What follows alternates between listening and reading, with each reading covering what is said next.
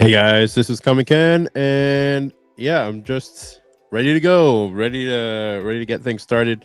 I hope you guys can hear me and let me know if the music is too loud. I just tried something like slightly new today because well, my phone is kind of on low battery, so if that doesn't work out, then I'll switch up the setup. But right now, I think pretty much everything else is set. I just need to lower the music in my headphones. It's just like super loud. Um, Let me make sure. Okay, so you guys can see me. I hope you can. Okay, so that's unmuted. Good. And then, okay, cool. Hey, what's up, Massive Panda? Appreciate you coming to the show, man. And okay, says the music is nice and low. Good. For some reason, it's loud for me on my headphones. I think. Okay, there we go. That's all I needed to do.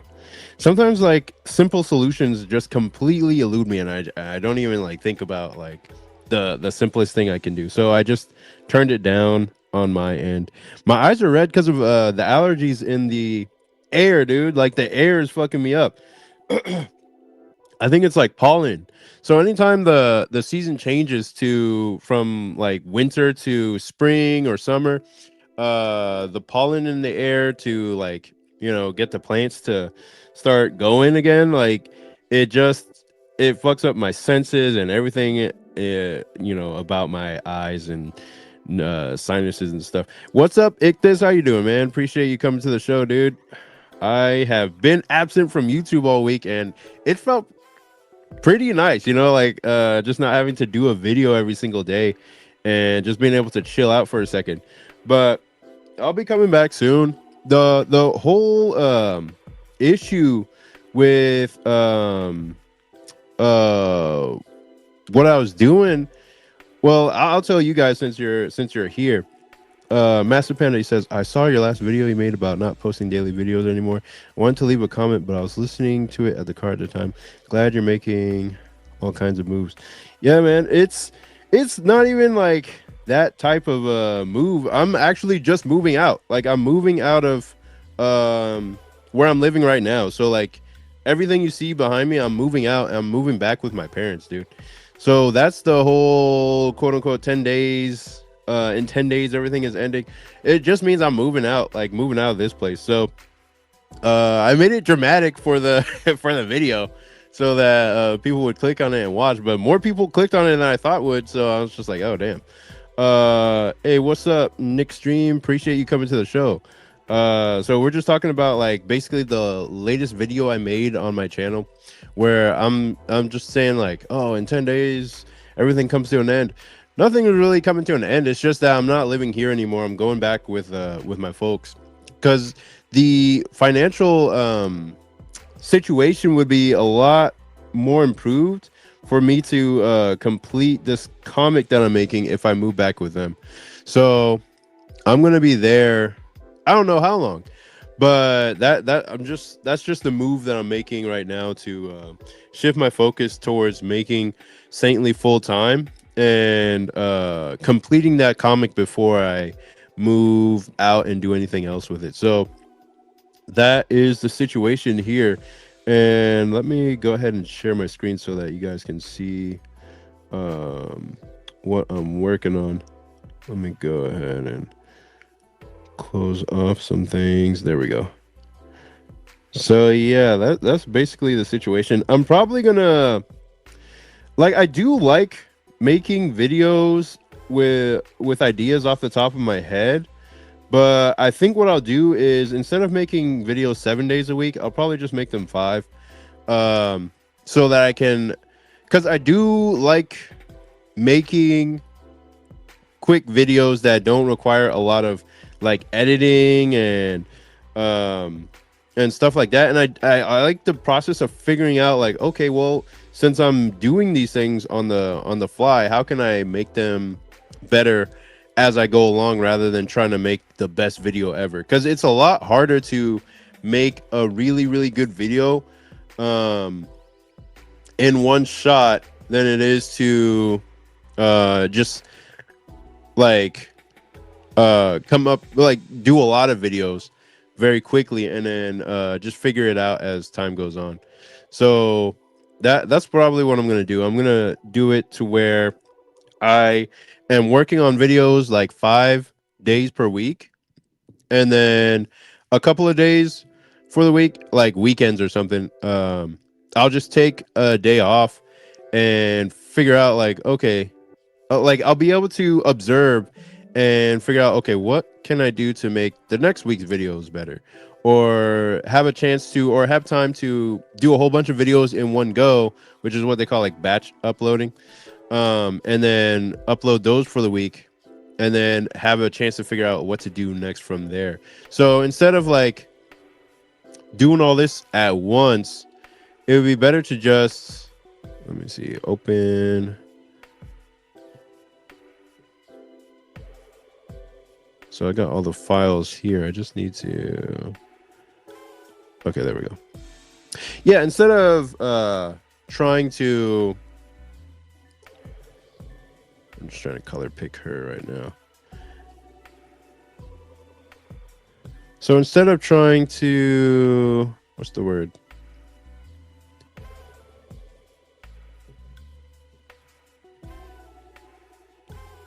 Do all the video stuff, or instead of doing videos every single day and then getting like not observing what I did or what I did wrong, or how I can improve them going forward, like this time will give me a chance to figure out how I can make them better, not stress about making one every single day, and then just improve incrementally over time rather than all at once. Because while my aim is to make better videos in general, I could stop and slow down and try to do a more edited video per week or something like that, but that would actually slow me down so much to the point where I just would be overthinking. Like that's what I'm trying to avoid, is the overthinking, where if I think too much about the kind of video I want to put out and how long it's going to take, then that's what will slow me down the most. Like thinking about like, oh, how do I make this point better, or like how do I edit this to look better? Like I'm not going to take that much time doing all that. So I'll just focus on doing what I've already been doing, but doing it slightly better, and then giving myself some, at least a couple days off to think about improving the process. So yeah, I'll be right back to it in a few days, but I'm moving out at the end of this month, so I don't have so much time to really be here. Like right now is, what is today? Today is March 26th. So after tomorrow, it'll be like 3 or 4 more days to actually live in this location before I have to actually move out. So that's the only thing on my mind these days, is like moving out and figuring out how we're going to proceed with Saintly, because I'm working on it with a publisher. So it's like, all right, let's see where we're gonna go with that. But for now, I'm just like, okay, well, I still have, while we're in the midst of figuring that stuff out, I still have Air Rider stuff that I can work on, and I've been sitting on these pages for, I don't know, a year.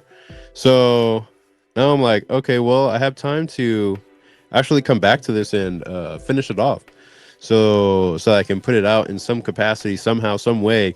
I don't know if I want to run a whole ass like Kickstarter again, because that takes a lot of like time and effort and energy. It always annoys me how much time that takes. But let me read the comments. Let's see what's up. Master Panda says, "Yeah, that's what Ed and Jim used to do on Cartoonist Kayfabe. They meet up and film like 5 hours worth of videos in one day, split them all up, and disperse them on the channel." Yeah, yeah, that's the smart way to do it. But because I was filming every day, I never had like a time or a chance, like the my what's the word, schedule was almost like set in stone, where I never had a hard a chance to hard reset and come up with a day where I would just focus solely on shooting videos and putting them out. Like every day that I would focus on that was a day away from making Saintly or working on some other project. So I think doing it this way, where I post 5 days per week, um and then use 2 days to maybe batch record and plan, like just those 2 days would make all the difference, I think, so that the videos that I do come up with will be a lot higher quality rather than just the last thoughts at the end of the day. So yeah.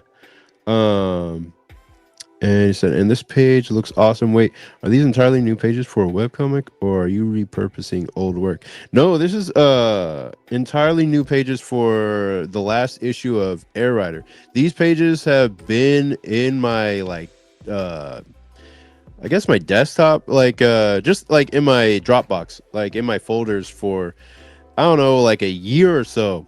And now I am drawing through them. Now I'm applying color to them, so that I can put letters on them and then send them out as like a fully completed comic.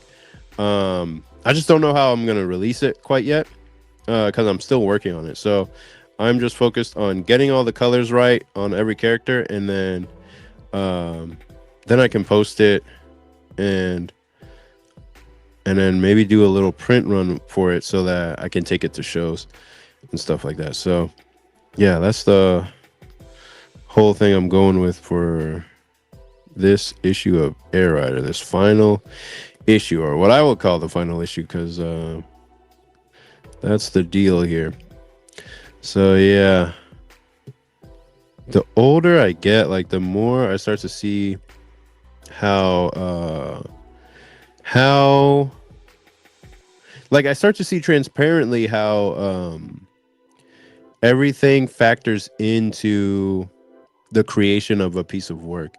Like you can't just make something willy-nilly the older you get. Like there's so many like market forces and ideas coming together, like just competing forces coming together to even make the thing that you're trying to make possible, that you have to consider almost all of it, or else you could end up making something that that doesn't make money, or that doesn't allow you to continue being an artist because it just didn't make its money back.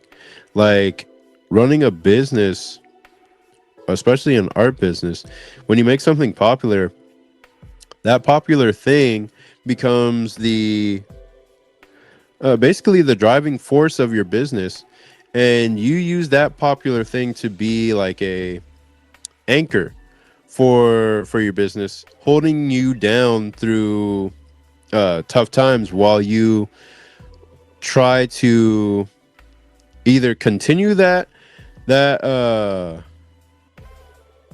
property going, or create something new. So it's almost like a hedge against new creations, where if you create something that is a massive hit, that is you better just count your lucky stars as a creator, because it's like you finally hit upon the thing that the majority, like, people like.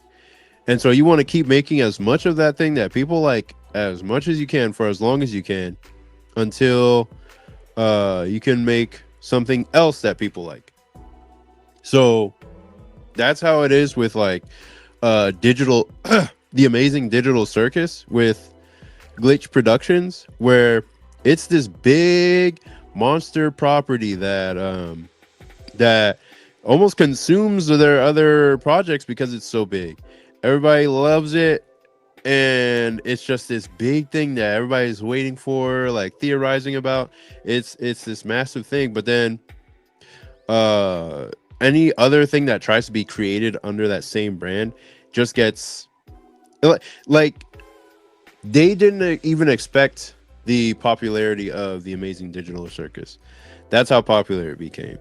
But then everything else that they make, it they they also get popular, but not as insanely popular as the Amazing Digital Circus. And that's something you can't predict.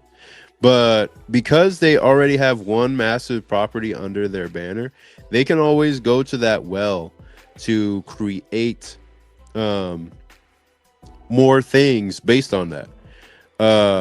Because they know people will just buy it. Sight unseen, you know what I mean? Like they already know it's a moneymaker. So they can ride that one to the bank while they bring up uh other people or other properties that they have under Glitch Productions, like Knights of Guinevere or the other stuff that they make. I don't know what they do. But yeah, they have this monster hit, and that can keep their company afloat while they build other hits. They can create merchandise, they can get licensing deals, they can do all this stuff with that property to keep the money generating and flowing into the business while they develop smaller properties to see if they'll also be a hit. It's kind of like making comics is a lottery, where if you succeed, um you hit it big. If you don't succeed, you don't hit it big at all. But then you can also kind of get like a little scratch off where you win $500 here and there, and maybe it becomes a little bit of something. You know what I mean? That's kind of like the case with Air Rider, where Air Rider is, um, I wouldn't even call it a small hit. I would just call it, I don't even know what I would call this, dude. I would just say that I ran a successful, like two successful Kickstarters off of it, and those weren't like massive, huge moneymaker hits. It was just like, oh, okay, yeah, I did that, neat, you know what I mean?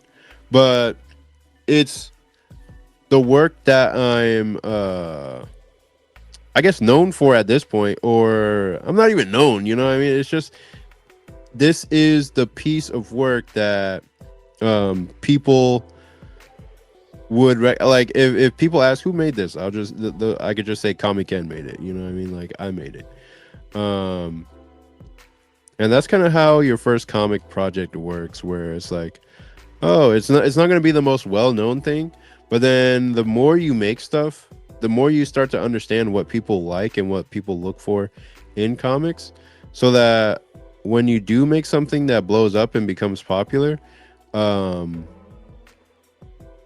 it's you'll have that understanding of, oh, this is why it's popular, or this is something that can be popular, or what have you. You know what I mean? Like with Air Rider, there's a whole lot of like character designs that aren't the most interesting, that people would be like, oh yeah, I don't like the look of the main character or whatever, and that would turn people off. Or I don't like how it looks more like a cartoon, or I don't like how it looks more like you know what's it, like Codename Kids Next Door, or I don't like all the cartoony faces or whatever.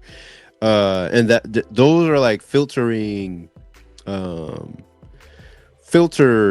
that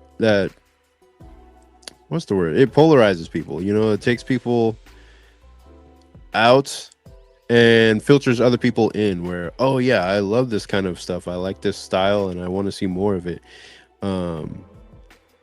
But yeah, that's just the way it goes. Whereas with Saintly is more is more closely based on like anime style. So people look at it and they're like um interested. They're like, "Oh yeah, we want to see more of this."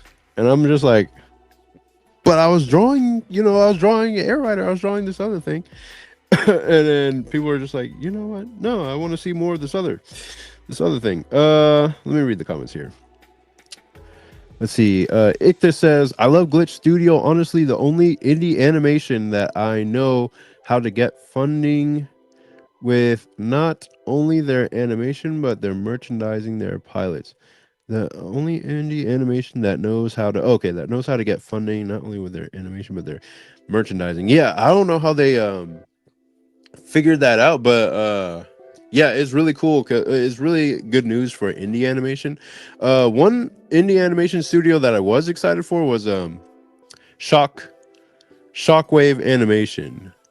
Um, they were gonna create this animation for this one artist's webcomic called "I Want to Eat Your Guts," and that sounds like a weird name, but I really like the style of it. It has the style that I wish I could have drawn Air Rider in, but Air Rider ended up being this instead, so I just got to deal with it. But yeah, it has that early 2000s or late 90s style that you would expect from, let's say, Daria or MTV Downtown.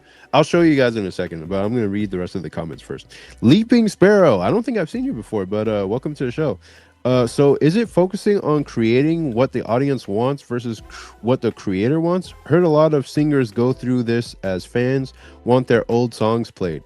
Yeah, like when you start off creating, what you start off creating is basically your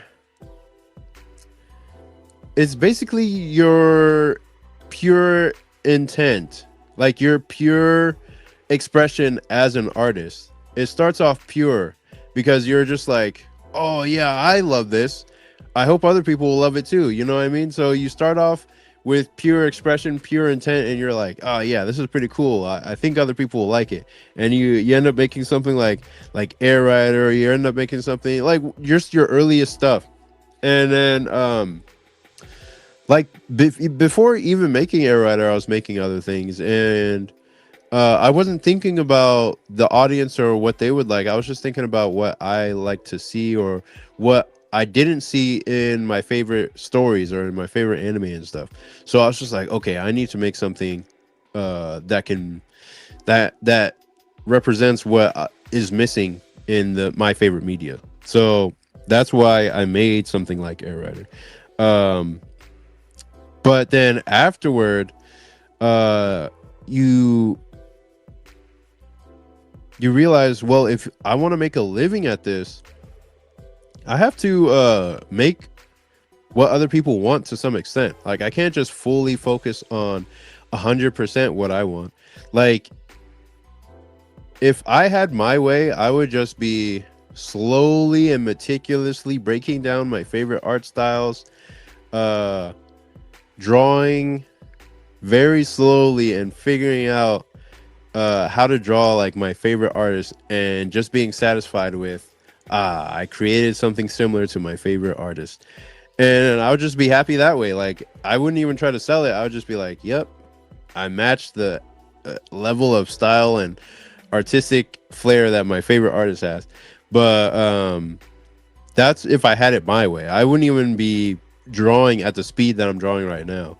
um but to consider the audience, you have to consider their taste, you have to consider their expectations, and then you have to do your best to meet those expectations. And if you can't, try to find a group or like develop a studio or something that can help you rise to meet those expectations so you can get your work out there faster. But if you can't meet those expectations, then you don't really have a business. Or if you can't service an audience, then you don't have a business, and it just won't be able to continue fast enough. You have to have some funding from somewhere, somebody putting money in your pocket so that you can draw, like a patron, that so that you can draw what you want if you're trying to draw something like, what you want, or draw what they want. If somebody's commissioning you and they decide like, make me a drawing of Mickey Mouse or something like that, they're paying you for a specific type of art. You know what I mean? And it's the same with comics. Like, people respond a little bit more to Saintly than they do to let me see. Let me go to Dropbox here for a sec. Darn it. Yeah, people respond a little bit more to Saintly than they do to let me pull it up. Okay. Yeah, they respond a little bit more to Saintly and its art style than they do to Air Rider. So it's like, okay, well, let me give them more of this. You know what I mean? Like, this is what they like. I guess they like the girls, they like the design. They like the horror aspect to it, or the supernatural aspect to it. So it's like, okay, well, I can continue in this direction and keep trying to make this into something that people will want to see more of. So yeah, that's basically it. You always find that balance between what you are trying to create and what the audience wants. Let me see. Master Panda says, yeah, creators these days should feel grateful to have a hit and get traction, especially in this modern market where your work, no matter how good, will likely get buried under the algorithm. Yeah, that's why instead of trying to play to the algorithm, I just try to play to people's interests, where instead of getting the most massive amount of followers, you want to get the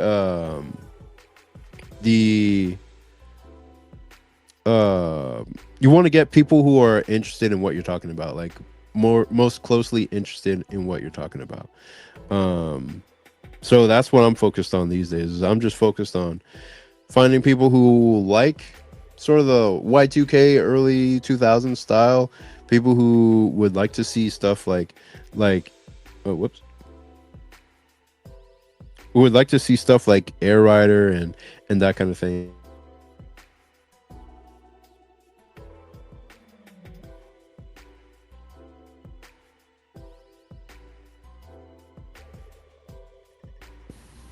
Can y'all hear me?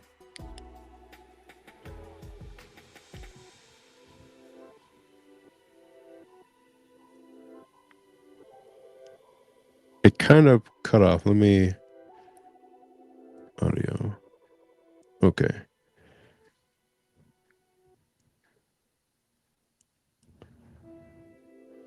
Okay.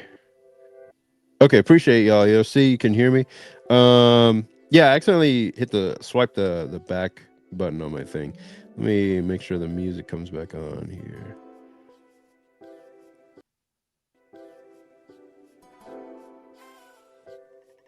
I don't hear it. Looks like your mic wasn't unplugged.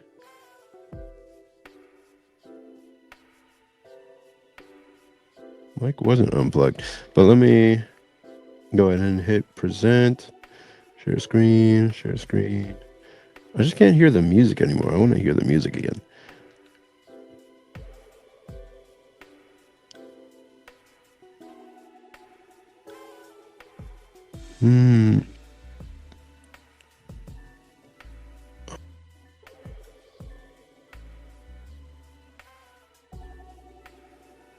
Okay, there we go.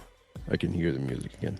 That's all I wanted. What was it talking about? Okay, cool.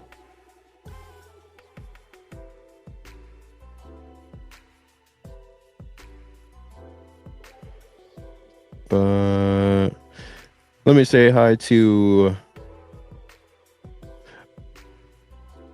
Popping Rico. What's up, man? Appreciate you coming out to the show, checking things out.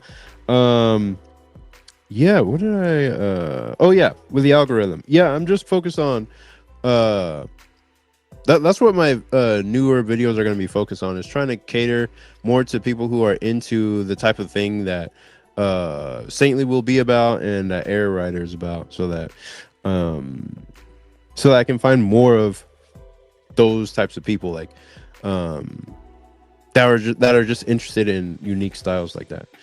Let's see. Dang, working for a lottery sounds stressful. Yeah, yeah, because you never know what's gonna actually hit. You can only kind of observe the trends, observe what other things have hit, what things resonated with you yourself, and then what things might hit in the future. So you can try and make a series that works. But usually, all you have to do is focus for a long enough period of time and make enough material to the point where, uh, you know, you can make money off of it. Like, you don't have to make a hit immediately. All you have to do is make something that is sustainable long term. That's something that you can do for a long period of time. Okay, so everything's working again correctly. Solidine Brian, what's up, man? Appreciate it, man. Yeah, I think that was for the Saintly pages or maybe Air Rider. I don't know. Oh yeah, no problem, Leaping Sparrow. Let's see. Okay, Popping Rico says, curious how popularity works when it comes to cult following media or art. Cult following stuff is stuff that isn't main. It's like not necessarily mainstream, but people like it for their own reasons. You know what I mean? Like, I'm trying to think of something off the top of my head that has a cult following. Anime used to be that type of thing. Anime in general used to be like a cult following where it's just so moving of a media. Like back in the days of, I'm looking at this right now. Back in the days of Evangelion, like that wasn't. Let me make my screen bigger. Like that media or that anime wasn't uh a huge worldwide phenomenon. Like, and even now it's not like this major thing, but uh it was well known in Japan, but in America only a few people knew about it, um to the point where they would obsess over Evangelion and the characters, but there was just something about it that made people obsess over it. And that's what you would call like a cult following, where it's so niche, it's so specific that you can't really call it a mainstream hit like Star Wars. Star Wars is a mainstream hit. Um Disney, whatever Disney was producing was like they're made to make mainstream hits. That's what Disney is designed to do. Um, Whereas something like Evangelion would be more of a cult following because of the subject matter inside of the story. Like there's some weird stuff and also some cool stuff and some crazy stuff that happens inside of the story of Evangelion that make it so that it can't be for everybody. It's only for a very specific amount of people. And those people love it, and everybody else would be like weirded out by it. You know, they'd be like, ew, what is this? Did that guy just jerk off?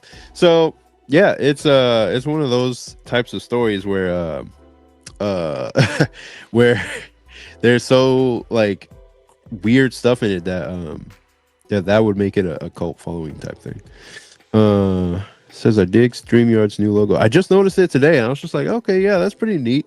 But the logo on my computer looks like, it doesn't look like a duck anymore, and it was easier to find when it was a duck. Let me make it so that you can see my screen again. So if you look up here, it just looks like an S, a generic S, like everything else on this line of apps. Like it used to look like a duck, and that was easier to find, but now it just looks like a generic S. If they put that duck on there, then it would be easier to find on my line here. But now it just looks like StreamYard. I don't even know what that is. Jig Smiggle, my favorite name guy.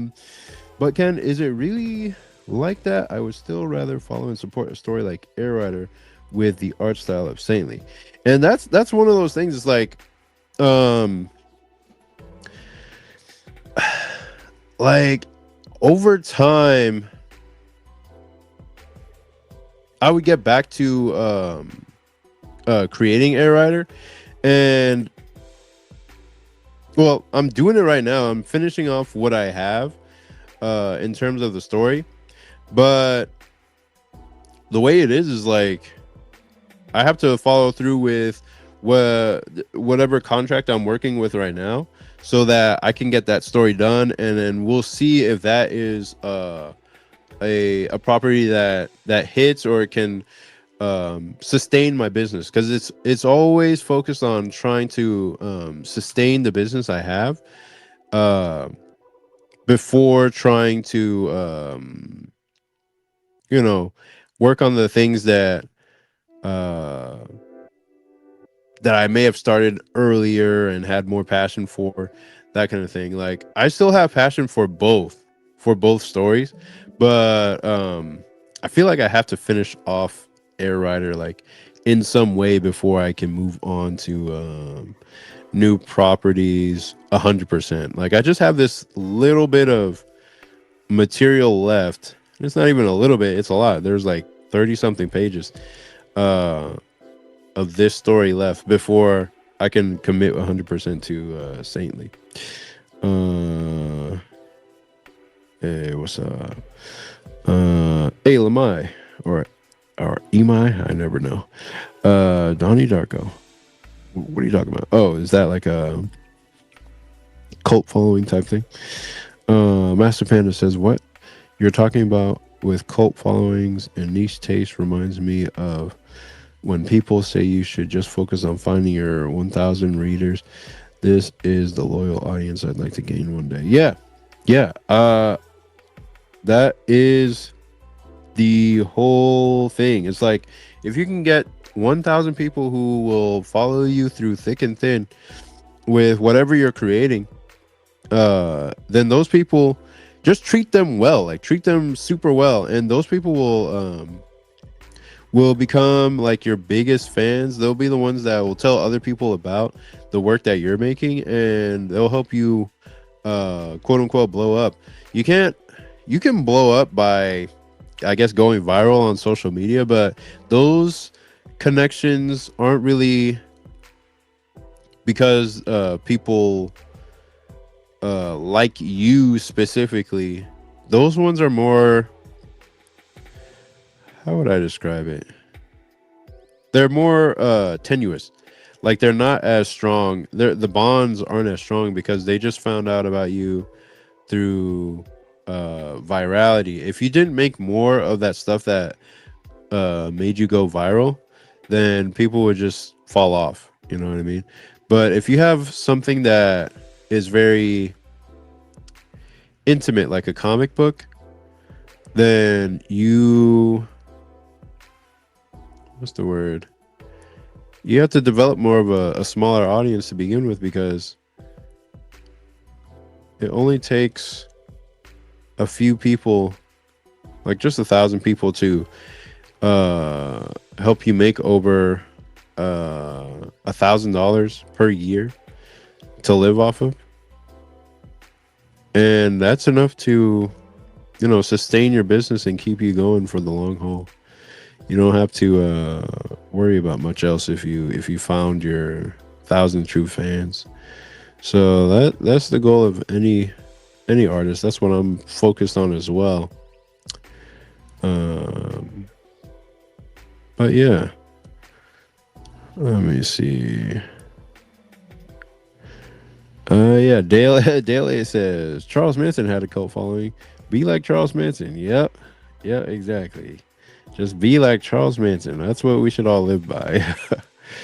But yeah, he did have a cult following, like literally. Um, and I think that was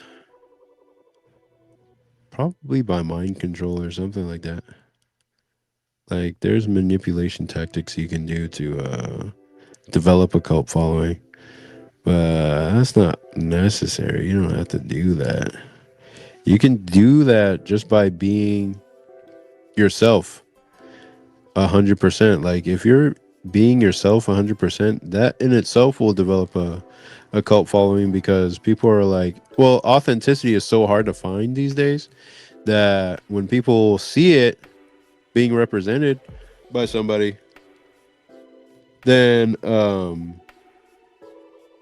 people are attracted to that, because most people aren't being themselves. So to be yourself 100% will attract people, because most people aren't doing that. Um, and most people are looking for an excuse to be themselves. You know what I mean? So yeah, that's another key to being a cult, or creating a cult following. Like with the Evangelion example, um, Evangelion is so specific and niche to itself that it, like, Disney can't copy it even if they tried. Mainstream anime these days can't copy it even if they tried. Something like that can't even be made again. Or I mean, they could try, but it would probably have a really hard time. Um, it's so specific and unique to the point where, and good. It's also of a high quality, to the point where people can only get this type of thing from Evangelion. Like they can't just go to Disney and get Evangelion stuff. They can't go to Shonen Jump and get Evangelion stuff. They can't just go anywhere and find it.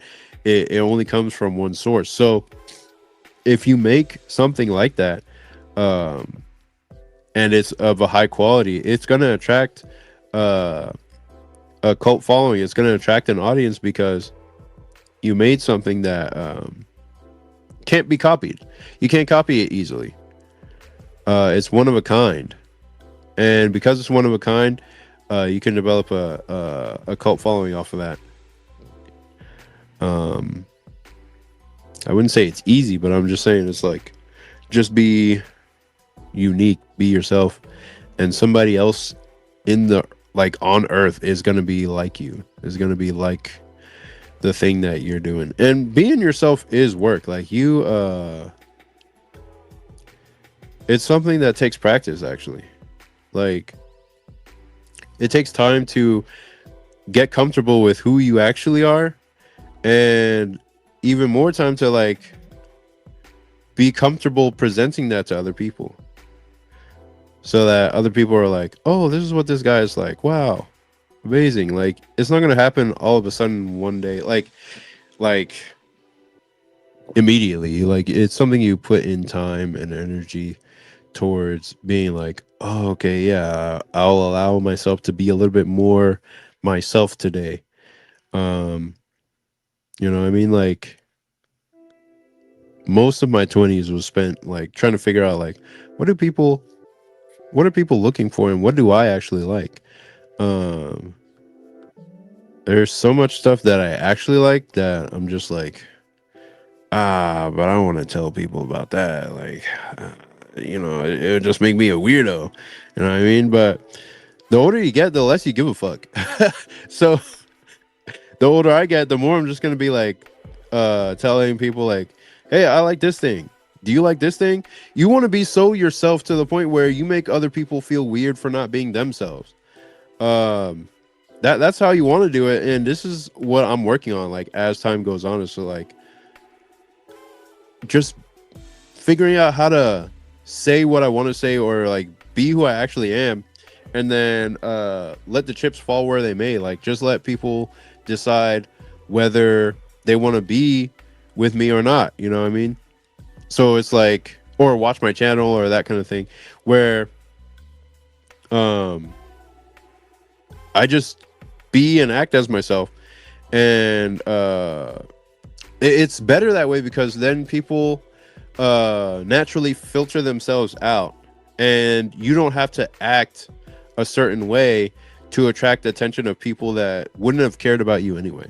You know what I mean? Like, you can get more authentic attraction that way. You can get more people authentically into who you actually are, rather than trying to uh kowtow to people who wouldn't have liked you to begin with. So that is my moral lesson for the day. There you go. You know what I mean? Like, I'll show you all a couple of things that I like that that that you might not have heard of. So so you can see what I'm trying to talk about. Oh, what's that? Locked the wrong layer. Okay, y'all can see what I'm doing. Good. Good, good, good, good, good. All right, let me read some of these comments. God damn, y'all been talking. TV theories. I don't think I've seen you before. Welcome. How do you plan to share your comic to your 1,000 fans through Patreon, or print it and sell it to them? Both. You know, it's just a matter of time before uh like I actually like print it or run a Patreon. Like, those things uh take a little bit of time to build, or funds to build. Like, you need money to be able to do some of those things. So when it is actually time to do a Patreon, I'll inform people on my email list when it is time to do a, what do you call it,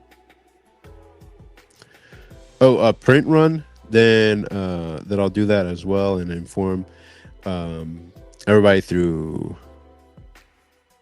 YouTube or my email list. So that's basically how that would work. Venture Lord, what's up, man?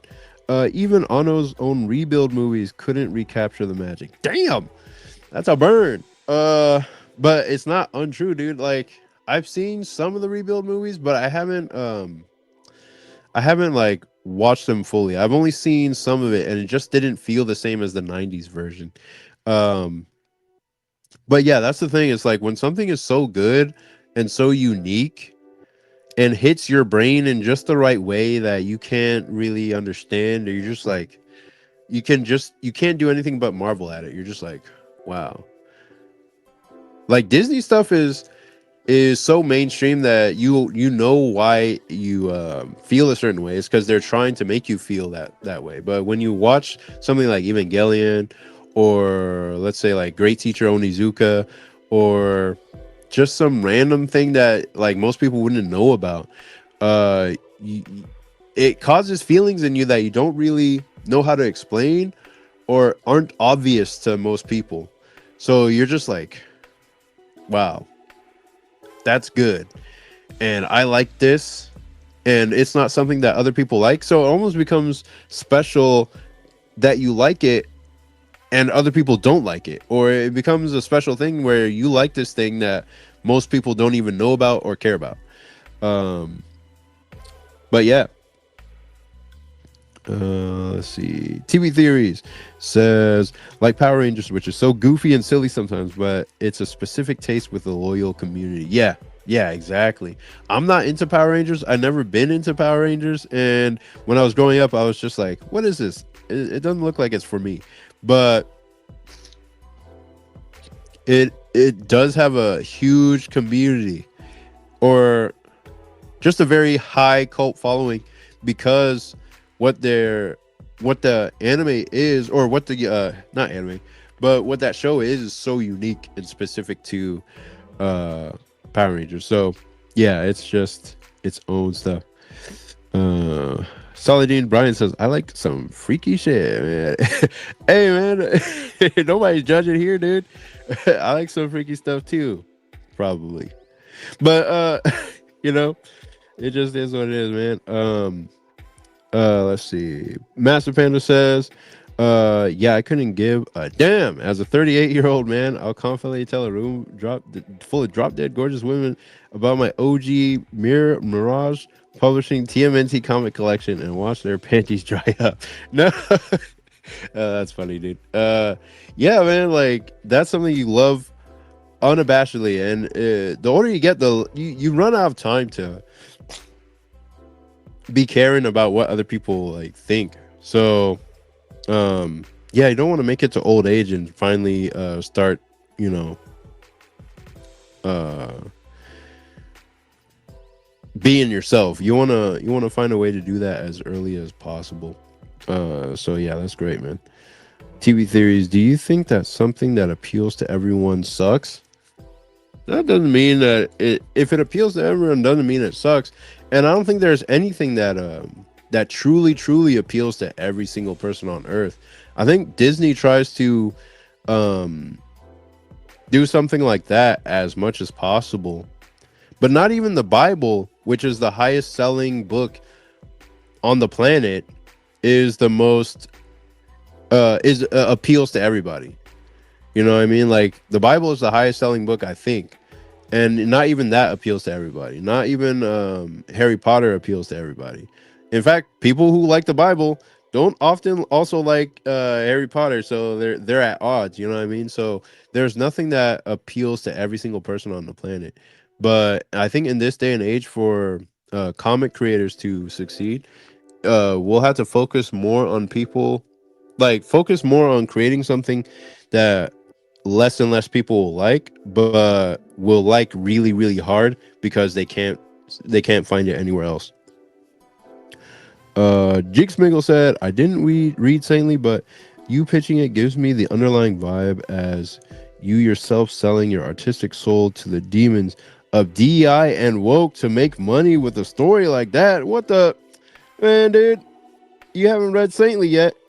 But yeah, dude, it's just what's the word? That is a story that I've always had inside me, man. Like, um, that's just a weird way to put it, because politicizing it in that way kind of removes or taints the actual intention behind the creation. Because Saintly was a story inside of me already, but it it wasn't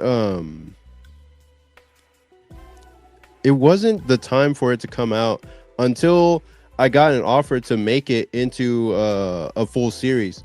So when my publisher came to me and was just like, "Yeah, I'll fund this creating, like I'll fund you creating this series," I was just like really hesitant because I was just like, I don't know, man, because I'm already working on Air Rider and that kind of thing, and I don't know if this will be a good idea. But she was just like, okay, um, we'll give it a trial and see if it'll work. And the more I created, the more what's the word? The more people were interested, like more interested in it than with Air Rider. And I was just like, what the heck? Well, why is this? Like, I made Air Rider, but then people like this more than Air Rider, and they're both from me, like 100% from me.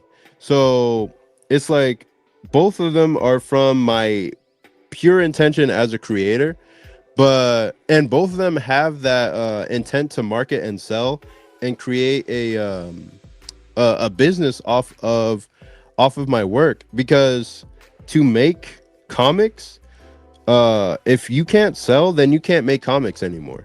Like I would have to just get a day job and focus on the day job forever. You know what I mean? So yeah, yeah, Saintly is, and this is a deal that doesn't come about almost at all for people. It's like to make your own thing and it be all your own idea and all your writing and all your drawing and all your story. It's like, wow. Like it's like that deal doesn't come around very often. So I'm taking full advantage of that, trying to make this as best I can, put my heart and soul into it, and then we'll see how things go from there. If it becomes a hit, I'll just keep riding it until it stops being a hit. You know what I mean? And if it gives me the skills to just make a better version of Air Rider in the future, then then it's not a waste to create it either way. But yeah, that's basically the answer to that. Solidine Bryant says, "Oh yeah, it finally got published in Ninja High School 201 over at Antarctic Press." Dude, that's amazing, dude. Like, congratulations, man. Published in what capacity? Did you do like pencils or inks, or did you create a whole story for it? Like, um let us know. But congrats, man. Uh, Master Panda says, I was a kid at the perfect age when Power Rangers first popped off. I came up with the OG seasons as soon as they started swapping out characters. I was out. Oh, darn it. TV Theory says, I'm a big Beyblade fan. Oh, yeah, I love Beyblades. Um, I made a fan manga about it. Not many people cared about it, but the people that do still look when the next chapter comes, and that's kind of fans we need. Yeah, dude. Yeah, making a fan comic off of Beyblade, like that's awesome. Because people can be fans so deeply of something that they'll make their own lore of the thing that they created. So they'll make lore and their own characters based in that world, and the fact that people are still checking back on your comic to see if it continued, like that's great, because you know that you made something that people actually like want to see and whatnot. Solid Green says, well, I didn't expect that kind of take here, but I didn't even read it yet. Yeah, sometimes that'll happen. Wait a sec, did a demon offer you this comic deal? Is Saintly autobiographical? No, it's not. Let me see. Jake Smiggle says, I'm limited on words in this chat box. I'm not being mean here. I honestly wanted to know if Saintly was a pure passion project only, and furthermore, that the story itself might be about some critique. No, it's not about some critique. And it started off as a it started off before I went to the Kubert school. So I made Air Rider before I went to the Kubert school, and then I also made Saintly before I went to the Kubert school. But I made Saintly after Air Rider. And before Saintly was even called Saintly, it wasn't even about like demons or anything. It was actually just about two girls who were trying to go to Hollywood, and they just get up to some crazy hijinks over there, and end up going back home, and that's it. Like, it wasn't a demon based thing. I only made it a demon based thing when I got to the Cuba school, because I wanted to give it some high concept or some kind of pizzazz, because I noticed something like Scott Pilgrim didn't have. It wasn't just about relationships. It had this magical element to it, this like special thing about it that made it Scott Pilgrim, what we know it as. Like, it wasn't just about a band trying to make it. It wasn't just about like the relationships and whatnot. It also had all these like fighting elements and magic elements, and well, not magic, but fighting and game elements to it that made it great. And the dialogue about it was also great as well. Like, it was funny to read, like fun to read. It was a good story. And the story was good. Then with Saintly, I was just like, okay, I know I have to give it some type of extra thing to make it more interesting. And that was the same with Air Rider. I was just like, okay, I need to give Air Rider some extra thing to make it interesting, to make it so that people actually want to read. And that's with anything. Like, sometimes if you don't have the writing skills yet, you need to give your reader something more to hold on to. So I did that with Air Rider, and I did that with Saintly, but I was like, okay, I'm gonna do Saintly after I finish Air Rider. I need to make Air Rider as much as I can, and then I'll start on Saintly once that's done. But when this publisher came out of came out and told me about, like, like came out and was just like, yeah, I'll pay you to make Saintly right now instead of later. I was just like, but I wanted to finish Air Rider first, and they're like, no, I'll give you money now to do this. And I was just like, okay, well, you know, this type of opportunity doesn't come around that often, so I was just like, all right, let me just do this and use it as like a learning opportunity to get better at writing and drawing, and then make Air Rider later on. Okay, y'all can see what I'm doing. Um, so yeah, that was the whole story behind Saintly. Like, it didn't start off as a demon story, but I wanted to give it a high concept to make it better. And then it got to the point where uh now I'm being paid to make it. So that is the deal with that. Let me see some of these comments. Okay, about some critique on society, as if one can jump to success by having a shortcut with such a deal. Yeah, that's part of that. The demon aspect being only a metaphor. Yeah, yeah, that's pretty much what it is. Like, if you read the story, that's basically, that's not necessarily how it starts, but if you read the story, you'll see what I'm going along with. And by the end of the story, you'll get the full context of what um what I'm talking about with Saintly. Nick Stream says, being a Beyblade, Bakugan, or Pokemon fan used to be as brutal as a niche fan in the early 2000s. Yeah, man. Beyblade, Bakugan, man, Bakugan, bring back some memories. I don't think I still have any Bakugan left, because those things were so cool, like the little balls, and I would just like roll them on the magnet thing, and it would like it would fold out into like whatever monster it was.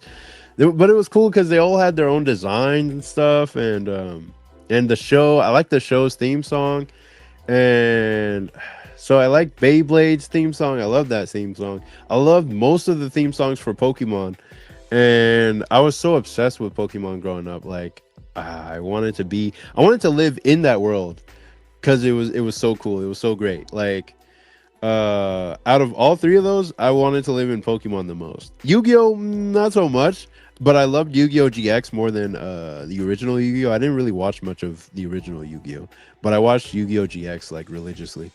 And Pokemon, I actually wanted to live in that world. So yeah, that was a fun time. Let me say what's up to Noxudi. What's up? Ayo. Yeah, appreciate you coming out to the show, man. He said Bakugan mentioned OMG. Yeah. Yeah, good times, man. Solidine, thanks, man. I did a one page okay, there we go. One page pinup illustration. It appears on the first page. I've got at least two more submissions coming out with Antarctic Press this year. Check out Ninja High School 201 if you can. Nice. Nice, man. That's awesome. Where can I buy physical copies of Air Rider? I'm gonna go ahead and link that in the description. And point you to where that is, because that's always available on my online store. Let me see. Should be at this link here. Copy. And I'll paste that in the, so you can check it out. But yeah, that's they're always available on my Big Cartel store, and you should be able to copy that link and go over to that store whenever you want to purchase. Dale A says Japan does feel a little bit like the world of Pokemon. Does it? I want to go over there just to see what it's like, man. But yeah, Pokemon was so big for me as a kid. It was like consuming, like it just consumed my mind. Metabots, I dig, especially Metabee's intro. I bet Metabots is one of those cult hits that people like, because I heard about it, but I never watched it. And some things are really famous in other countries, like you wouldn't understand how big, let's say something like Sailor Moon. Sailor Moon was probably bigger over in Latin American countries than it was over here. Or Voltron. Voltron was big in maybe Latin American countries, or maybe the Philippines or something like that. Voltron was big other places than it was in America. You know what I mean? Let's see. Bro, the original Yu-Gi-Oh was brutal. The deaths, well, yeah, dude. I think that's why I didn't watch much of the original Yu-Gi-Oh because there was so much like it was more intense. It seemed more intense, whereas Yu-Gi-Oh GX was more laid back and chill. And what's his name, Jaden. But I mean, that's how I know him from the English dub. Like, well, Jaden was just so chill. He's my favorite character archetype, where he's like the chill guy who just has fun and stuff like that. And he would just duel everybody, and he would just have a good time with it. So, and I like the theme song. I like both the Japanese and the English theme songs of Yu-Gi-Oh GX. But I didn't like that Jaden seemed to get like depressed over the last couple of seasons. I was just like, what? Why is he depressed? That's my guy. Like, he can't be depressed. So I got like they didn't dub the rest of the show in America, and I was wondering where's the rest of the episodes. And I think that was partly because of Jaden just becoming more depressive over the course of the show, and I was just like, dang, I don't want to see my guy depressed. You know what I mean? Like that doesn't make any sense. So I think that's why they didn't bring those seasons over to America. But yeah, when the start of the show, I was just like, oh man, this is awesome. I want to see more. And that got me into Yu-Gi-Oh. I would just take cards from people at school who didn't want anymore, who didn't want any of their Yu-Gi-Oh cards anymore. They would just give them to me, and I'd be like, oh, sick. They give me a whole box, and I'd just be like, oh yeah, just flipping through them, and then making whatever random decks I could make out of it. And then I would play Yu-Gi-Oh with my siblings at home, and it would just be a fun time, man. Like, yeah, I didn't have a dual disc, but some kids would occasionally bring a dual disc to school, and I'd be like, oh my god, this is so amazing. Like, that was like the times. That was the fucking, man, those were good times, man. Like, just playing Yu-Gi-Oh, and then if you got tired of Yu-Gi-Oh, just switch over to Beyblade, and then when Pokemon's on, you're a Pokemon fan. And we were eating good back in those days, man. Like the 90s and early 2000s. That was the good times. I don't know what kids are doing now these days, man. They're on TikTok and YouTube and all that stuff. They don't know what it was like to wait back then and to, you know, chill out. Jixmiggle says, Ken, are you currently working on Air Rider? Is this going to be number 3? Will you offer it on your website as well? My website is currently down, but yeah, I'm working on number 3 right now. This is number 3, and where do I even put it?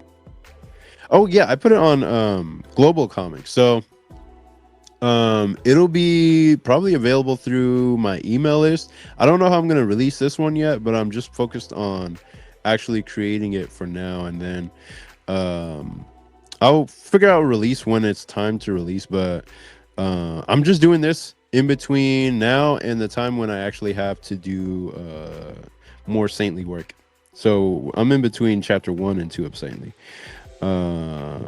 Master Panda says, those days were brutal. Travel back to 1999 and tell your classmates that you're watching the Namek saga, and you will have 0 friends, no prom date years later, and your gym teacher will roast you. Damn, I don't remember what those days were like, man, because I wasn't okay, so you said you're 38. I'm 30 now. So back in those days in kindergarten, people were drawing like YouTube. They were drawing like Goku and Majin Buu and Sonic, and people were huge fans of those characters. I didn't know who any of those characters were because my parents didn't allow me to watch Cartoon Network back in those days. But it wasn't until like middle school that I started getting into that kind of stuff.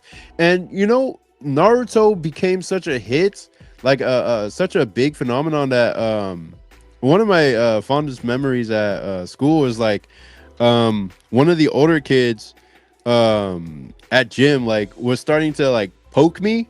Like he was doing let me show y'all. he was starting to do this, like poke me, because he had seen Naruto versus Neji the night before on TV, and I was just like, oh, this guy knows, and he was just poking me, and I was just laughing, like basically tickling. But he was just like 64 palm, and I was just like, oh, this guy knows. So anytime somebody would do this or do this, like or Naruto run, like they know ball, and it wasn't that embarrassing unless you were being weird about it. Like if you were being weird, then it was weird. But for the most part, people who knew about anime, like that's just how you made a new friend. Back when I was getting into it. So yeah, it wasn't like people were getting bullied unless you yourself was weird. Let me see. Jake Smiggle says, I'm considering ordering Air Rider number 1 and 2, but if number 3 is going to be published in the foreseeable future, I would rather wait because of shipping expenses. Yeah, no problem. I'll probably do some type of print run for issue number 3, but yeah, if it's international, we can work something out so I can ship overseas if you're overseas. But yeah, number 3 will be coming out sometime after I get all this done on the actual like production side. Venture Lord says, man, GX was so fun to watch back in the day. Yeah, man, and the dub was great too. Like it was just a good show all around. I'm glad we got to bring all the shows into the real world instead of being stuck with brain rot. Yeah, dude. Yeah. Yeah, we got lucky, dude. Like I mean, they made good toys, they made good cards, they made good, games. Man, these kids these days are, I don't know, they're being bled dry out of all their money and all their mind space, like their mind space is just being filled with like you said, brain rot. Like it's just not as good as what we had back in the day, but that's probably what our parents would say about the stuff that we got into, like Pokemon. What's this Pokemon crap, what I mean? Or what's this Yu-Gi-Oh stuff? We play Magic the Gathering, back in our days, or D&D back in our days. So yeah, it's a whole different thing. Jake Smiggle says, is it really down? I was just checking the other day. Yeah, it's been down for a while. I have to talk to my host to get it back up. But yeah, it should be back soon, hopefully. Megas XLR says, Megas XLR perfectly. Oh, Nick Stream. Sorry. Megas XLR perfectly predicted the current anime fan. I don't know which character that's in reference to, but yeah, maybe. I don't know. Let's see. Lamai says, I was watching Naruto versus Sasuke fight on the computer. The kid next to me was laughing when Sasuke's face caved in. Also, some kids were reading the Naruto Shippuden manga in high school. Yeah, dude. You would occasionally find some people, like those people stood out to me whenever I would see somebody watching. And I was shy and introverted in high school and middle school. I just didn't talk to anybody, or didn't want to talk to people at all. But whenever I would see somebody like reading manga, or they liked Naruto or something like that, I would just be smiling to myself. I'd be like, oh, this guy knows ball. Like this guy knows some good stuff. You know what I mean? Like, and all I really knew back then was Naruto and maybe some Bleach and One Piece. But whenever I saw somebody like reading it on the computer, there was this website called inaruto.net where you could read like pirated manga and whatnot. It's been wiped off the face of the earth by now, but I remember it. Like if I saw them watching anime compilations, like some of my best friends in middle school showed me, they like got me into Linkin Park because of the AMVs of Naruto versus Sasuke that came out during that time. So they would show me like, oh, this is Naruto versus Sasuke. Check this out, and that's how we became friends and that kind of thing. So yeah, it was kind of like somebody watching or reading manga in those days was like a litmus test almost for friendship, because it's like, oh, they like the thing that I like. Let us be friends now. You know what I mean? So yeah, good times, man. Good times. What am I doing? Can y'all see what I'm doing? Okay, good. Uh, and now I'm tired of working on this page. Let's do another one. Open. No. Said open. What the? This one, I gotta save it first. Always make sure to save. And all these pages are done mostly on paper first before I go to like the next. Let me save this. Ow. Um, before I go to the next. This one was, I think it was done. This was mostly done on paper first too. Yeah, it was done on paper first, but then I inked it digitally. And I don't like the way my inks come out digitally because of the way I ink it digitally. But it's just I ink however is fastest whenever I do it digitally. This, I think it was also inked digitally, but I was using more of a delicate line because I didn't want to mess up this drawing. I wanted it to be good. This one was also digital, but I was just like, all right, let me just do it how it's gonna be done. Let me see. What else we got? Open up. This one's kind of a simple page. And then this one. Okay. I'm gonna do these. This one was actually in the what do you call it? The preview? Yeah, the preview page for, let me save and close. Okay, let me make sure my battery, ew, that is on 34%. Okay. So yeah, this was on the thumbnail for this video. So yeah, I'll just continue on from what I was working on there. And I'll just start coloring and then lock this layer. Boom. And old manga and stuff is where I basically got my sense of humor from, or my sense of artistic, what's the word? Aesthetics from. Like anytime I think about where I got my skills from, I'm just like, okay, it's from all the things that I liked as a kid. And I'm basically just recreating them in some way, but also trying to reach a certain aesthetic standard that I want to put more, like, I want to put more of that stuff into the world. Because nothing these days at least, nothing hits like that first time that I witnessed the commercial for Kingdom Hearts. Like, I remember, I think one of my earliest memories is, well, not one of my earliest memories, definitely not. But I remember hearing the, okay, this, I need to do a monochrome pass on that. Oh, that's why. Okay, I understand now. I'm gonna copy this layer. Copy. Make that small.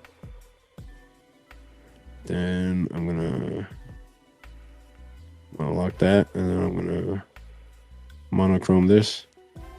That way the lines will be crispy. There we go, nice and crisp. And then there we go. Lock that one too.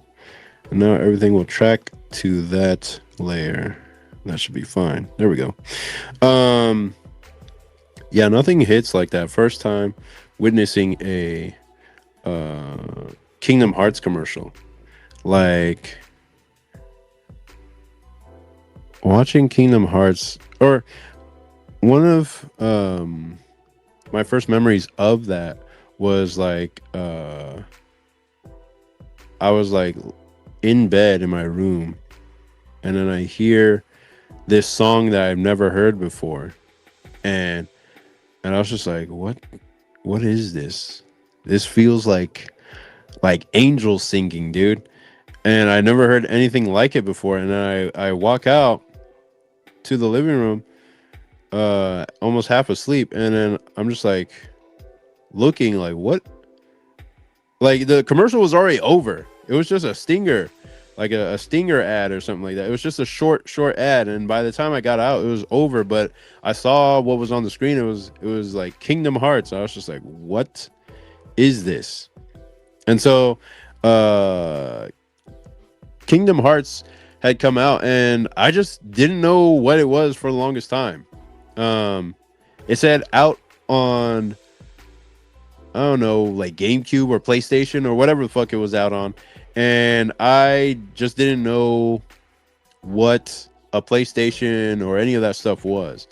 Because I just didn't have a gaming console. I just knew it was some type of 3D game, but that music was so different from anything I've ever experienced before. Like when you listen to basically like Looney Tunes and Ed and Eddie, or just American cartoons, Dexter's Laboratory, Powerpuff Girls, all that kind of stuff. When you listen to that basically your whole life, and then you come into something as you hear something as unique as Kingdom Hearts for the first time, you're just flabbergasted. You're just like, whoa, what is this?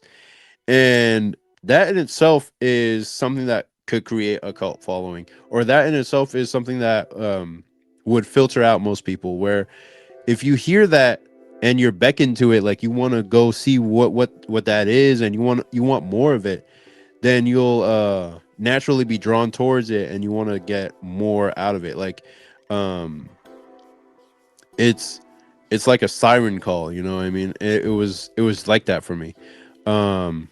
Whereas somebody else might hear it, like maybe an adult, and they'll just be like, oh, what the hell is this crap? And then just move on about their day, you know what I mean?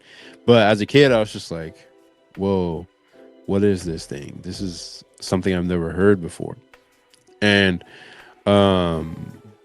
it was just life changing, you know what I mean? I never got to play it though.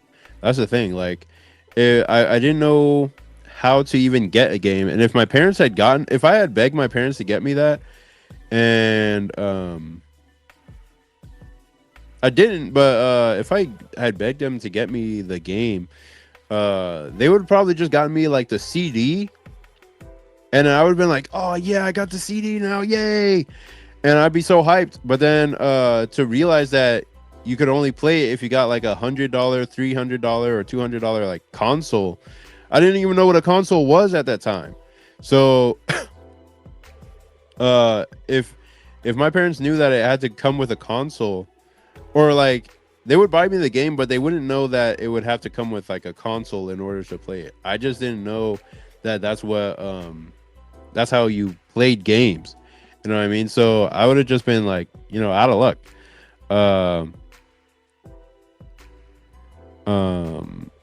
But yeah, that was just how it was in those days. I didn't know about consoles until way later with my cousins and whatnot, because I went over to their place and they had like video games and stuff, and that's when I learned that you need to have the CD, and then you also need to have a thing that can play the CD. And that's how I learned about like consoles, like game consoles and that kind of thing. Let me go check out the comments. Was it the ad with Evanescence in it? No, it wasn't Evanescence. It was Utada Hikaru. And it was the song Simple and Clean. And that was just a different vibe, man. Just a different vibe. So good. Master Panda, don't get me started on how beautiful and epic the music for Kingdom Hearts. Yeah, exactly, man. Such a different time. It was like something different being born into the world, like a different vibe. So cool. Mildly funny story. One of my buddies in college, actually told me to tell our professors that he couldn't make it to class that day because he had to beat Kingdom Hearts 2. I laughed so hard at that. Oh, that's funny. In college too, man. Wow. Um yeah, I heard Kingdom Hearts 2 was even better than Kingdom Hearts 1, and it was one of those games that was um like it was just better than all the other Kingdom Hearts like entries in the franchise. Um, and 3 came out so so much later on that people like just like didn't vibe with 3, or 3 just didn't wasn't received well or wasn't good. That's what I heard about 3, and that's unfortunate, but it is what it is sometimes, man. Like sometimes if you push hard enough, beautiful art can be created and commercially successful. Um and it's hard to strike that balance, but if you can find that, if you can find a way to get your vision out into the world, like I think that's the only thing that really matters to me, is like finding a way to get my vision out there despite all odds is what I care about most. So if something like Kingdom Hearts can be created, I can create something that that will touch people, you know, deeply, and not in a sexual way, you know, just create something that touches people's hearts as well. Let me, there we go. Okay, y'all can see what I'm doing. Good. I always have to make sure. Let me go over to, I need page open. I have to open certain pages so I can color grab from specific characters to, and I have to even open pages for earlier issues so that they're involved in the story. What time is it? Okay, it's 1 hour and a half in. Usually, these used to be like 1.5 hours, but I started having fun on them, so they came out to 2 sometimes. I think we'll go for 2 today, since I haven't been on all week. But yeah, I'll probably go back to making regular videos again next. What is today? Today is Thursday, and it's the 25th, I think. So by next week, well, in 5 days, it'll be the 30th.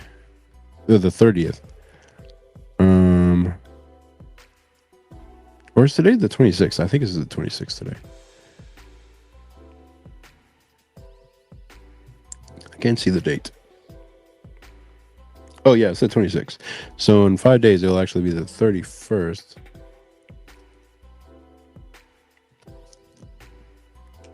And in 5 days, I need to be moved out. That's when my lease is up. So yeah, but the reason I mentioned Kingdom Hearts is because I know I have like this in-depth vision that's so deep that that I'll risk my life to bring it out. Like I I just feel so passionately about like the aesthetics in my soul, or like in my heart, or in my spirit, or in my being, whatever you want to call it. Like I just feel so deep about it that I want to bring it out so that everyone can see what I'm talking about, like what so deeply like moves me about art and comics and stuff like that. um I want to put it out there so that everybody can see. So that is why I create or continue to create. And I think I wanted to show y'all a little bit of what motivates me a little. Um, let me see if I can. Let me see if I can find what I'm looking for so I could show y'all what I'm talking about. As always, I usually go to Pinterest and look for the thing that I'm gonna show you. Uh, well, that's cool. Okay. What the hell? Okay, where?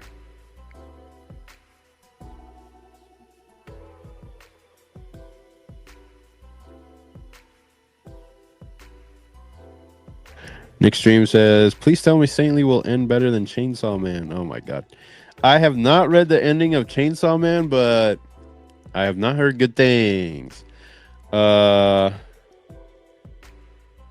Yeah, Chainsaw Man Part 2 has been pretty fun up to the point that I've read. I haven't. What part did I even get up to? There was this chef devil or whatever like that came out and was cooking people, and then turned the world upside down. And Asa and Denji were riding through it on a motorcycle or something. And Denji was just saying like he was just screaming about sex and how that's all he wants. And Asa was just like, "What the hell are you talking about?" And that was the last couple of chapters that I read um, before taking a break. I didn't drop it. Um, just some other stuff came up in life. You know what I mean? Um, and even people saying that the ending is bad won't deter me from actually trying to finish it because I probably wasn't that far from the ending. And when you read Chainsaw Man all at once, it goes by a lot faster because every chapter is kind of what's the word, decompressed, so there's not much in each chapter. But yeah, let me show y'all this artist that I really like. It's a stage. Ouch. Okay. Yeah, this is the artist that I really like. And this is their style that I liked most before they got that animation deal. And this is actually some Ginger Bend JoJo's fan art that they came up with. But the style was so cool. I was just like, this is what Air Rider should look like. If I could just draw clean like this, like make the style look clean and have that early 2000s look, like this is so cool to me. Like I just love this style, like her and her like bed, like writing whatever in her journal or whatever. That vibe is so early 2000s. Like I'm just like, man, if I could just draw like this for Air Rider, that would be so awesome. Um, but yeah, this person was good at pulling off that style, like pulling off that early 2000s, like anime mixed with like this one's my favorite piece, I think, or maybe not my favorite, but it's top tier. Like it's top tier of how they were drawing. And I was just like, man, this is perfect. This is what I want Air Rider to look like. I would just be like, okay, how can I figure out how to copy their style and just use it for Air Rider? But it's Air Rider is the way it is, you know. And I can't just like change it, but this is the direction I would want to do it if I could draw in this way. You know what I mean? Like I would have to deliberately try to try really hard to draw in this way. But this is some of my favorite art on the internet. Um, and this artist is still going. They're still making stuff, but I don't know how that animation studio. This is one of my favorite pieces. This is really good. Like just a good gesture, good like expression, like all of that is solid. Like good art here, good art here. It's just like a really cool style. I loved it as soon as I saw it because it was so nostalgic, even though it wasn't about anything that I had ever seen. It wasn't about an anime or an animation that I had ever seen. Um, like this is like it could be a TV show. Like this could be straight from a TV show. Like what do you call it? Clone High or something like that. Like Clone High, Daria. It's a mixture of all of that stuff from that era, from that age, and it just comes together in just this really awesome, cool style. Like it just works perfectly, and I'm just like, okay, if I can make stuff like this, like, oh, I would just be doing it all day. You know what I mean? But making the comic is different from like making a full comic is different from drawing illustrations that have a certain aesthetic. Like if you're gonna make a full comic, especially a comic that looks like this on every page, like you just gotta be locked in, you know what I mean? Like you gotta be locked the fuck in. You can't just shit some stuff out and then have everybody accept it. You have to be on top of things. But yeah, this person is just fucking, they go hard, man. I love it. I love it. I love it. I love it so much. And I could look at it all day. And I would watch a whole series or a whole TV show made out of this style. And they're trying to draw one. I don't know where they're at. I haven't heard news about it in a long time. But where? Let me see if I can find where it was posted. Give me one sec. Venture Lord says, I've seen that artist before. I've never clocked that it was alternate universe JoJo fan art. Yeah, yeah. I didn't. You wouldn't be able to tell at first either. Eventually, they made their own version of that. Like they made the characters their own, and just gave them their own names and backstories and that kind of thing. Venture Lord says, pretty cool to see a modern artist that has a 2K art style aesthetic on lock, though. Yeah, yeah. Basically, just like they own that, you know what I mean? They almost own that style, you know. I never saw Clone High, but I wanted to get into since indie comic YouTuber Alazmat gave it high praises. I think I saw it free on Tubi. Might check it out when I get free time. Yeah, it's a fun show. It's really funny, and it's funny. It still holds up even to this day. So it's a good show in general. And they did make a reboot, and I'm not sure if it kept with what it did before. But yeah, they did make a reboot. Let me see. I'm looking up the animation for this artist that I just showed you. Animation images.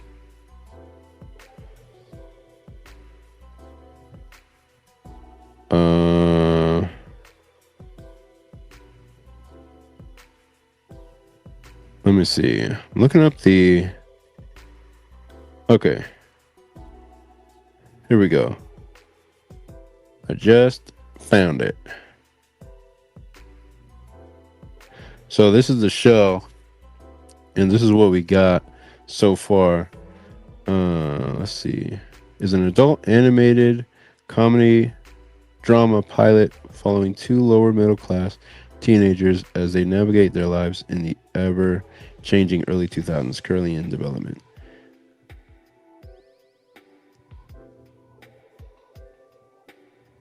And see, it looks cool. Like it has that style to it. Like it really works. I hope the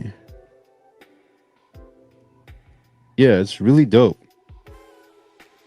And so it's just cool to see it in motion. And this is just going off of the art style. Like it's just going off of the art style that the author or the creator brought to it. Like it's not even about the writing or anything. It's just like people loved the art style so heavy, they fucked with it so heavy that they were just like, yeah, we got to make a whole cartoon out of this, um, and make it into something, you know, make it into an animation. And they did. Like, here you go. Little bits here and there, and hopefully it'll come out fully one day.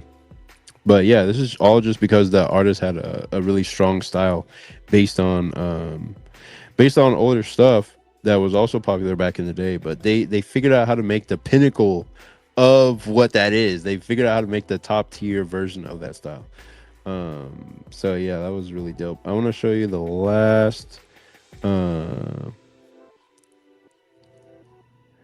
Venture Lord said, "Whoa, damn, yeah, that is insane." Yeah, it is.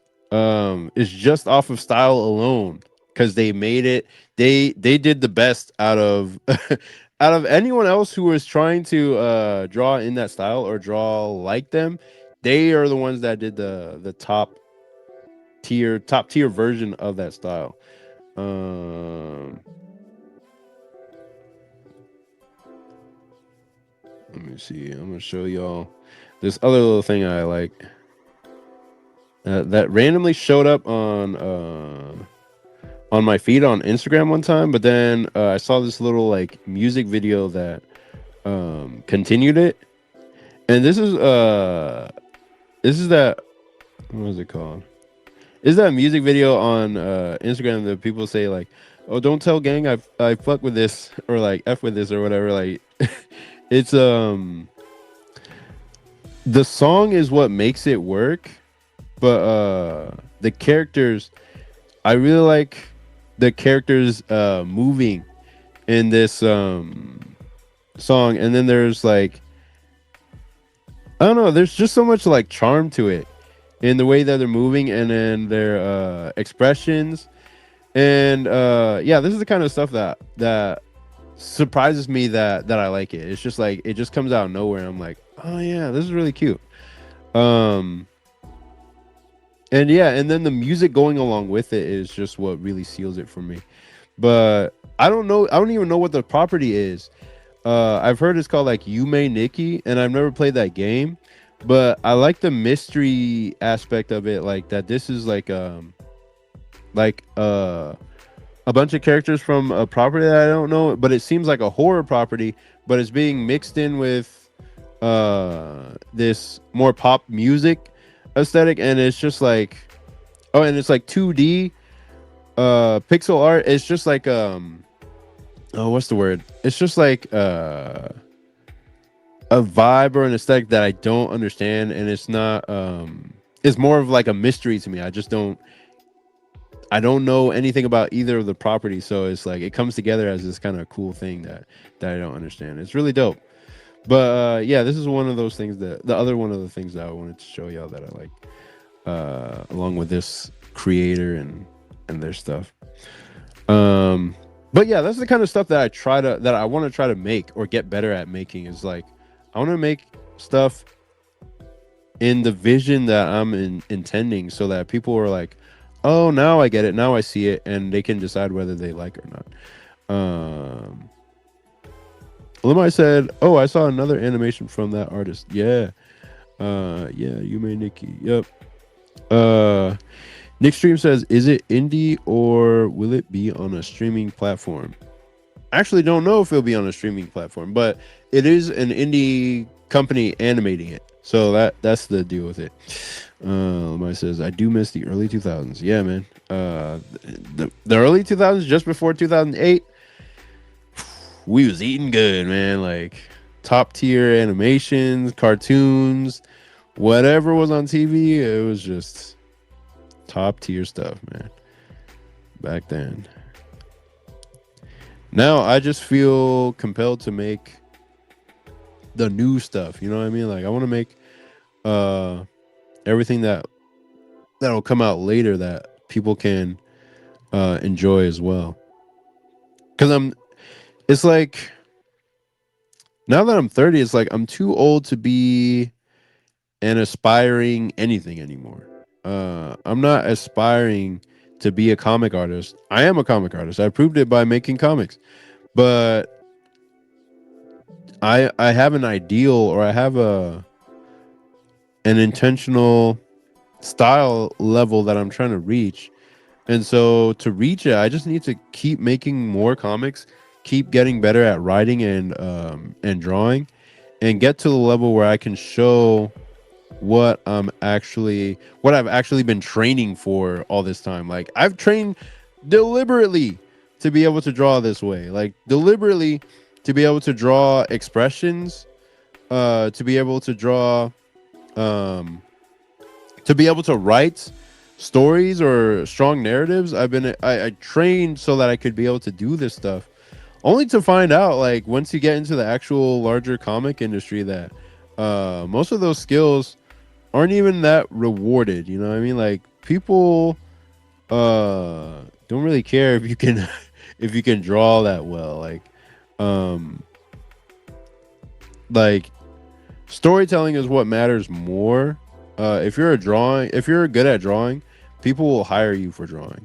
If you're good at story, people will hire you to be a writer. But if you're good at both, then you just better become a good cartoonist, because that's the only job that you'll want to have, because it's the job that you train for. You know what I mean? So that is why I create. I'm just like, okay, let me create the aesthetic that I want to see in my favorite stories, so that people um can see what I've been like so obsessed about, like, over the last decade. And I can't draw close to the style that I'm aiming for yet, and that's what makes it all the more exciting to actually try to pursue. um just I get a little bit closer with every drawing, get a little bit closer with every writing thing that I do.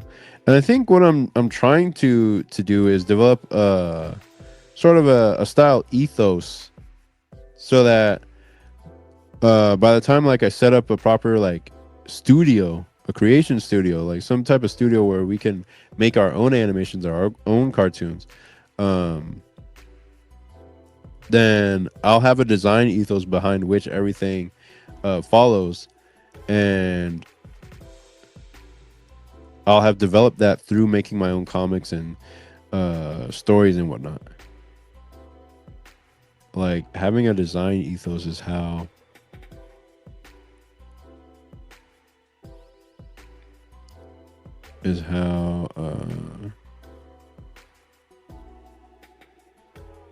I'll be able to get my work out there, or is how I'll be able to get other people to understand the vision that I'm going for, and be able to, oh, whoops, I just started drawing on that layer for no reason. um is how I'll be able to understand, get other people to understand, like, the vision that I'm going for, so that they'll be able to replicate it and help me create more of it. Right, there we go. Put that layer down. Jig Smiggle says, story wise, is there one particular show, comic, or manga that inspired you to get into art, and in the mindset of, I want to write a story like that in that kind of way? If so, which one would that be? The one that I always talk about is Naruto, and that one inspired me to become a manga artist. Or that one's the one that particularly showed me that you could make a living at doing manga or doing comics in general. Scooby-Doo was the one that inspired me to start drawing when I was growing up. Pokemon also helped with that as well. But the story that inspired me to think, I want to write a story like that, the story that inspired me to become a writer, made me think, oh, this is doable, this is something I can learn, was this one. And you can't even guess what it is. It's not something that's well known, and it is one of those that has a really cult following, because it's not something that most people would get into, but it's something I've talked about on the channel before. But but I have to make its own separate video so that I can really dig deep into it. It's called, and I can't really even show um the images behind it, to be honest. But let me show what I can show.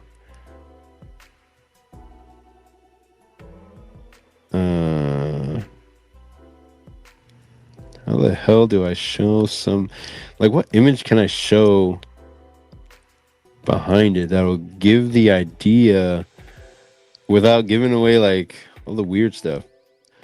Okay, I'll go here. Okay, cool. All right, check it out.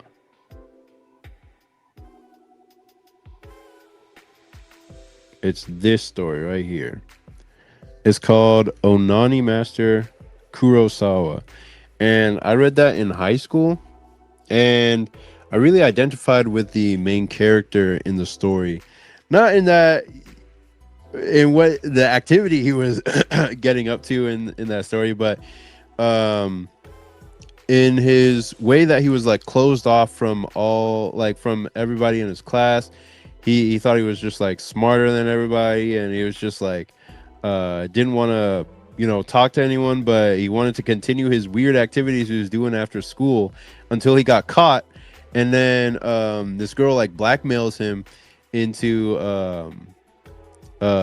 you know, telling you know, blackmails him into getting back at her bullies for you know, what they did to her. And if he doesn't do what she says, you know, throughout the story, she's gonna reveal his secret and what he's been doing in the girls' bathroom, which is jerking off. So, and the story is 31 chapters, 31 chapters of a story, and it was 31 of the most exciting chapters. Hold on, Lamai says, you read it? Oh, that's so good. Lamai says they read it. Nick Stream, I know this one. Wow. Okay, awesome. Yeah, that's so good. Like, okay, my thing's on 20% battery. But yeah, I'm just glad other people like recognize what I'm talking about. Like, this is not mainstream at all. Like nobody would know about it. But the thing is, like, 31 chapters of pure heat, like pure heat as a story. And I'm not sure if it would still hold up like to this day if I read it, but back then it hit so hard for me because I just identified with the main character. I was just like, and this guy's kind of like me. Like, can he find happiness in this situation? And this situation was fucked up. What he was doing, he meets a girl that he actually ends up liking, and then like, you know what? I'm not gonna spoil it for y'all. But y'all, some of y'all read it.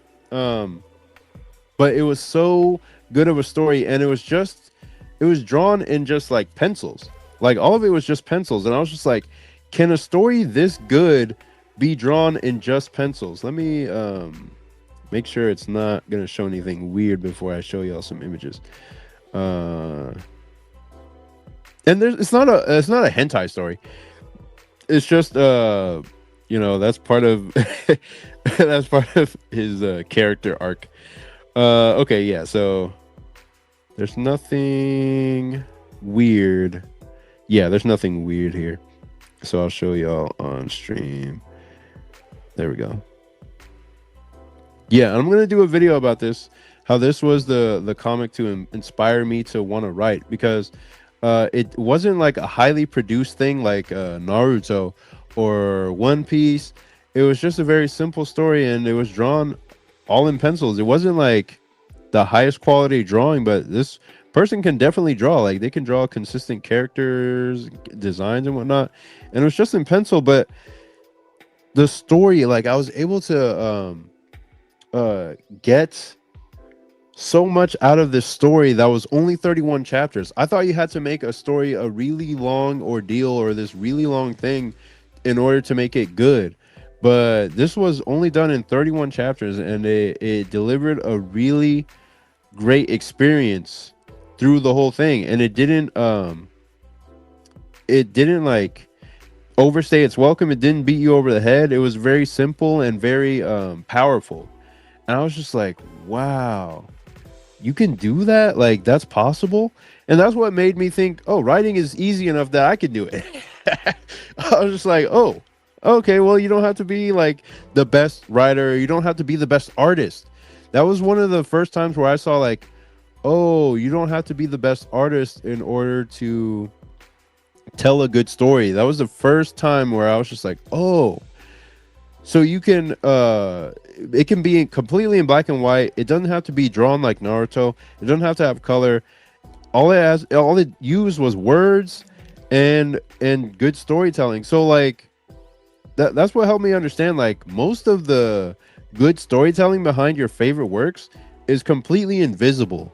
Like they focus on everything that you couldn't see first to make it like a good story, good writing, good sequence, good themes, all that stuff before they put it into the form of a comic to where it would deliver to you the story that you read as Onani Master Kurosawa.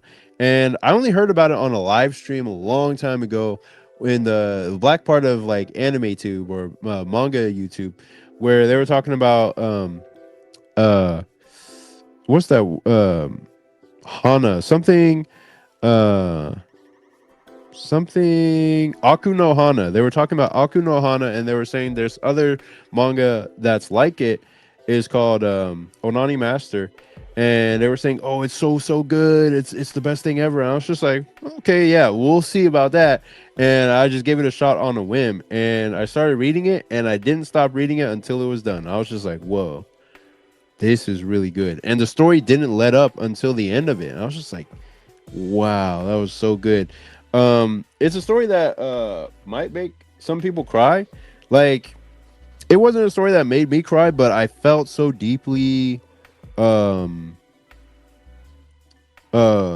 it was like the main character was so relatable to me where I was just like, how is this guy going to be able to face other people, or how is this guy going to be able to make friends with other people, like dealing with all the shame of what he he's been doing the whole time. So I was just like, well, if this guy can find some type of happiness, maybe I can. You know what I mean? So that's what it left, like the story left me with. And it didn't need 700, 300, 400, 500 chapters to tell the story. It just did. It just told you a great story and then left. And that was it. You got a great story and then it was over. And I was just like, wow. Wow, wow, wow, wow, wow. Can I make a story that's like that? You know what I mean? Um and it made me think, this is possible. This is possible to do. So I'm gonna become a writer who can make somebody feel like I felt reading this story. So that was the story that made me think, okay, I can be a writer too. I can write stories as well. Um, but yeah. Lamai says he hold himself accountable and improves, then helps someone else in a more positive way. Yeah, exactly. I like how he changes by the end of the story, and I liked his. I liked how he was at the beginning of the story because it was just funny. Like he was just like a meme, like an edge lord. But then he changes by the end and becomes a better person. I was just like, wow, this wasn't just edginess for edginess sake.